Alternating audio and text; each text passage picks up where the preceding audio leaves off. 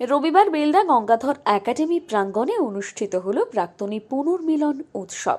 বিদ্যালয়ের প্রাক্তনী সংসদ গঠিত হওয়ার পর এটাই প্রথম প্রাক্তনী পুনর্মিলন উৎসব। এদিনই সকালে বিদ্যালয় প্রাঙ্গণে প্রাক্তনী সংসদের পতাকা উত্তোলন করে উৎসবের সূচনা হয়।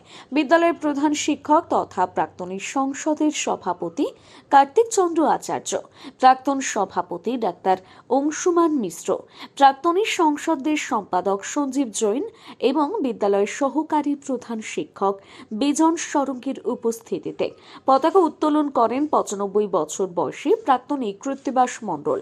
পরে বিদ্যালয়ের সভাকক্ষে পুনর্মিলন উৎসবের সভা অনুষ্ঠিত হয়।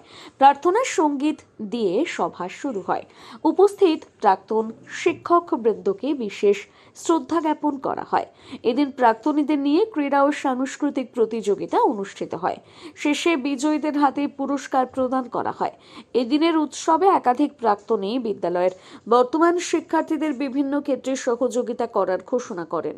সফলভাবে প্রথম বর্ষের প্রাক্তনী পুনর্মিলন উৎসব অনুষ্ঠিত হওয়ায় প্রাক্তনী সংসদকে অভিনন্দন জানিয়েছেন বিদ্যালয়ের বর্তমান প্রধান শিক্ষক কার্তিক চন্দ্র আচার্য। প্রতি বছর নির্দিষ্ট দিনে প্রাক্তনী পুনর্মিলন উৎসব অনুষ্ঠিত হবে বলে ঘোষণা করেন সংসদের সম্পাদক সঞ্জীব জৈন।